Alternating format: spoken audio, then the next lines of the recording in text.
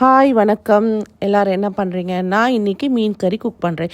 இது ஷியா ஃபிஷ். இதுக்கு நான் என்னென்ன போடுறேன்னா, உப்பு கல் உப்பு, மஞ்சள், சில்லி பவுடர், அப்புறம் மசாலா பவுடர், அப்புறம் மிளகு இதெல்லாம் போட்டு நல்லா இதை பெரட்டிட்டு ஒரு 1/2 to 15 to 1/2 நான் இதை சோக் பண்ண விட்டுருவேன்.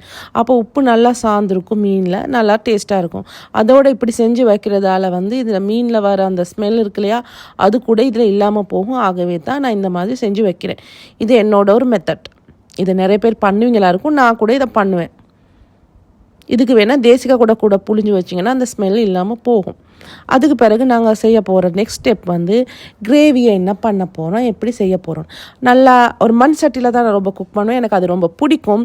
ஸோ மண் சட்டியில் நான் குக் பண்ணுறேன். இதில் நான் மண் சட்டி காஞ்ச பிறகு தேங்காய் எண்ணெய் தான் நான் இங்கே ஸ்ரீலங்காவில் நாங்கள் யூஸ் பண்ணுறது. தேங்காய் எண்ணெய் ஸ்ரீலங்கன்ஸ்க்கு தெரியும்.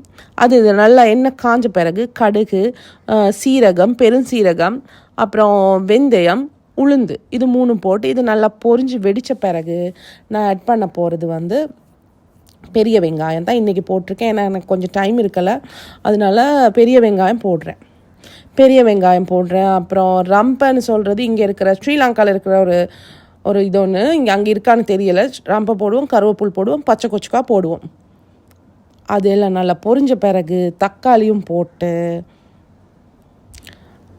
இஞ்சி வெள்ளைப்பூடு பேஸ்ட்டும் போட்டு இதை நல்லா வதக்கணும்.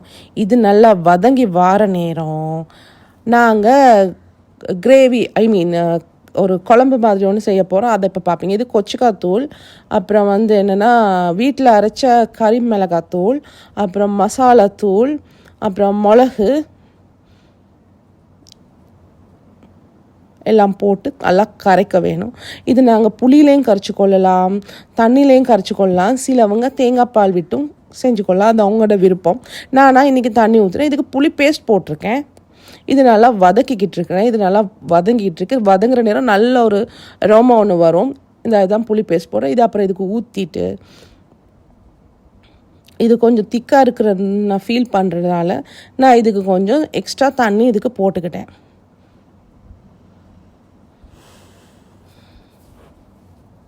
இது நல்லா பெரட்டி கொஞ்சம் கொதிஞ்ச பிறகு ஒரு 10-15 மினிட்ஸ் கொதிஞ்ச பிறகு மீனையும் நாங்கள் பெரட்டி வச்சுருக்கோம்.